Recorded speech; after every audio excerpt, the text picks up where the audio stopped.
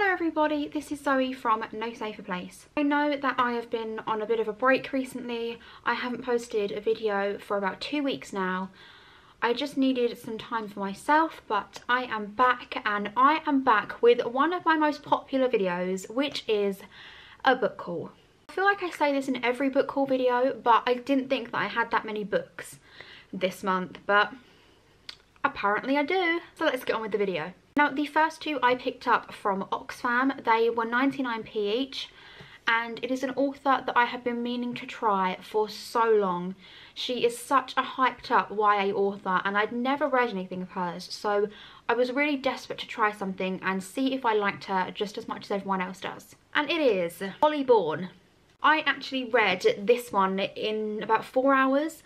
The manifesto on how to be interesting is one of the most fantastic books I have ever read. It reminded me a bit of Mean Girls, but a much more YA friendly version, not as bitchy or in your face. It was just really refreshing. It is about a girl that is very average looking. She just likes to blend in. She's not popular in any way, and one day she wants to try this experiment on how to be interesting at school. She's very rich, so she's able to do her hair, have her makeup done, buy all these fancy new clothes, and do this social experiment really of how this affects people's perceptions of her at school. Now, she doesn't think the results are going to be anything massive, but she is really surprised at what happens and how people change towards her. And I feel like it's a very authentic book. Really imagine that if this happened at a school, you know that people would change their minds like they do to Brie. Obviously, she ends up having real trouble with her genuine friends, as she doesn't tell them about this social experiment, as she wants all the results to be genuine and real. She really does get caught up in this popularity lie. I absolutely adored this book. I'm so excited to try the next Bourne one. So the next Bourne one I picked up is How Hard Can Love Be? I haven't actually started this book yet. I've got a bookmark in there ready to go, because once I get a few hours, I'm going to sit down and just absolutely demolish this, because if it is as good as the first one, there's a lot of excitement in store. From what I heard about Holly previously, I feel like she really smashes the stereotypes and norms of what a teenager should be and how we really feel as teens, and she seems to get it spot on every time. So I will let you know my thoughts on this one once I have read it. The next one I got sent from Bloomsbury, and it is More Than We Can Tell by Bridget Camara. Now, I have already spoke about this book in depth. Sent me this as this is the finished copy and I only had the proof copy. Obviously, I spoke about this book so much, so they sent me this finished copy as a thank you for all the support. Just a quick reminder, if you read Letters to the Lost, which was in the Zoella book club last year, there was a character in that book called Rev, and this is Rev's story. The characters remain the same throughout, which I absolutely loved. Also, something else that I have just noticed that Bloomsbury have started doing, which I absolutely love, and I think all books should do this. At the back it now says, this book contains depictions of violence that some readers may find distressing. I think all books should have a warning like this if they're going to be discussing sensitive topics.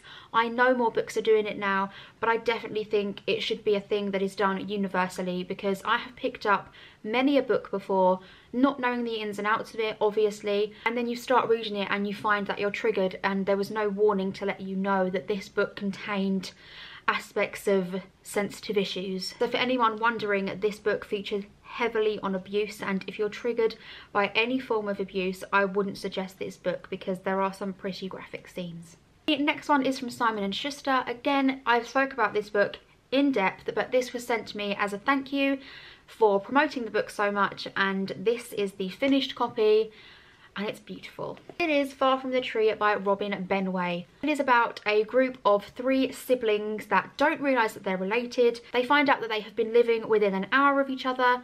They are all adopted or fostered, and they have to try and adapt their lives to having their old families and figuring out how to fit in their new siblings, which is something completely new to them. It is a truly gorgeous story about a family finding each other, and it's just beautiful. I would suggest tissues with this one. The next one I got sent from Penguin, and it is The Witchfinder's Sister by Beth Underdown. I love anything witchcrafty. I love magic and spells. I'm absolutely obsessed with those kinds of books. So when I saw that I could have a chance at nabbing this one, I jumped at the opportunity and I cannot wait to read this, so thank you, Penguin. The next one I have already reviewed, and this book actually got me out of my reading slump. I was in a reading slump for about a month and I was getting really down about it. I really needed just a light, easygoing book, and Movie Night by Lucy Courtenay came along. This book is so much fun, so easygoing, so light-hearted. If you just want a quick read that you can dip in and out of, that you don't need to think too much about, you don't need to be too involved with, this book is absolutely perfect. It is very cliched and cheesy about a boy and a girl best friend that are trying to declare their feelings for each other, but a whole load of obstacles get in the way. So as I say, very cliched, but perfect if you just want a break from heavy reading or you just want to get out of a slump. The next one is a book that I want to talk about in depth, so I may have a separate video on this because I don't want this video to be 20 minutes long. I watched a film recently called Jungle with Daniel Radcliffe. It was a really great film about a group of 3 friends that go to Bolivia with this guide. He tells them that he knows all these secret parts of the jungle, he knows where to pan for real gold, and he can give them this real private adventure that they will not experience anywhere else. Obviously the 3 guys are backpackers, they love adventure and jump at the opportunity to join this guy in the jungle. Things go downhill and it wasn't what they were expecting, and the main guy, Yossi, which is Daniel Radcliffe, ends up stranded alone in the jungle. And over the course of almost 4 weeks, he's there on his own,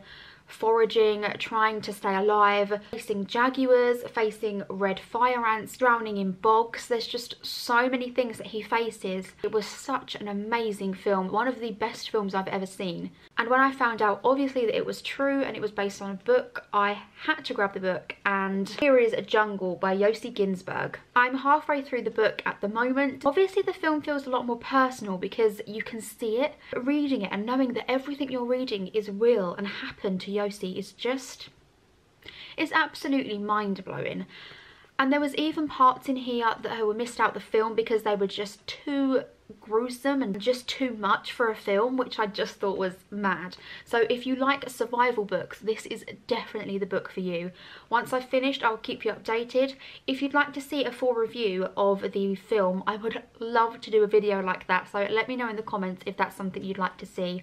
I don't really do film reviews normally, but I feel like that one deserves one. Now, I know a really lovely girl on Twitter called Zoya who has been so supportive of me with my videos, with my blogs, with my book business, everything I've done. She has been there every step of the way. She's the kind of person that lurks in the shadows but is always there. So we don't speak all the time and she doesn't make herself really known, but I know that her support's there, and she has been there from nearly day one for me, and I absolutely adore her.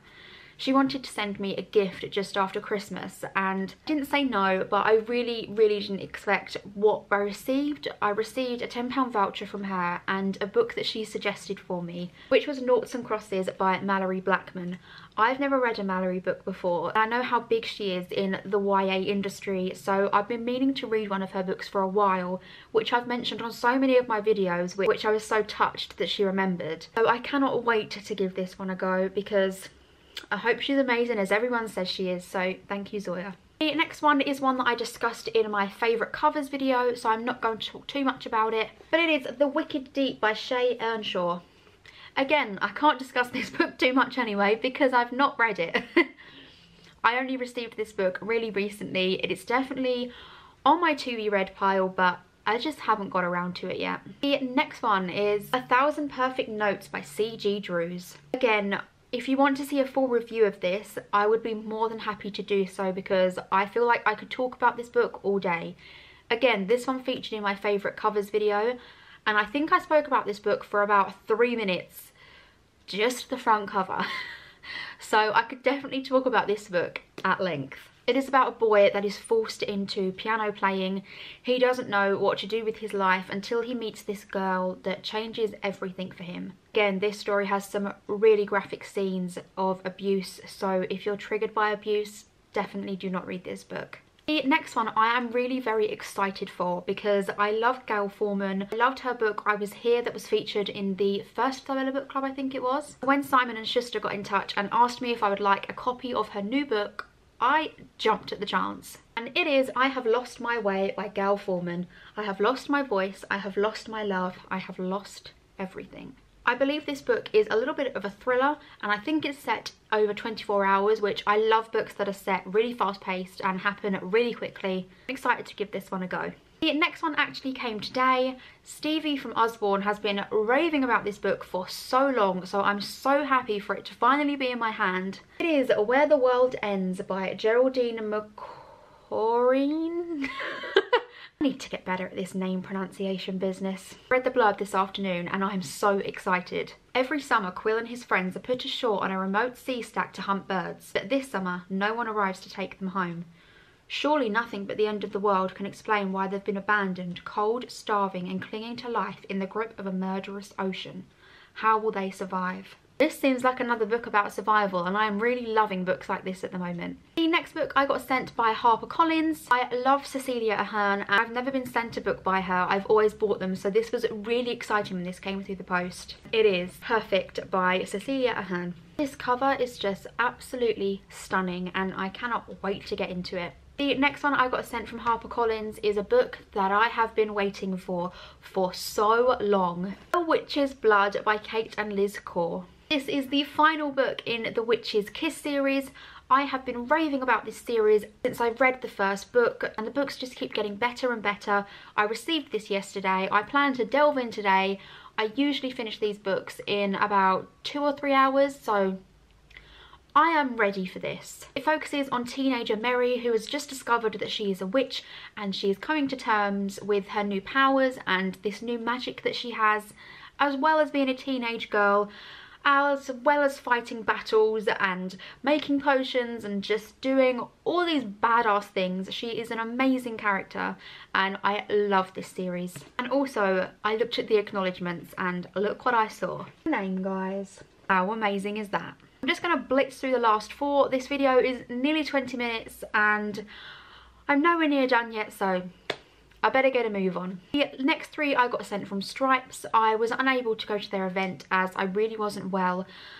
So they kindly asked me what books I would like to have and they sent me a package, which I thought was so kind of them, and they really didn't have to do that, so thank you, Stripes. The first one is A Change Is Gonna Come.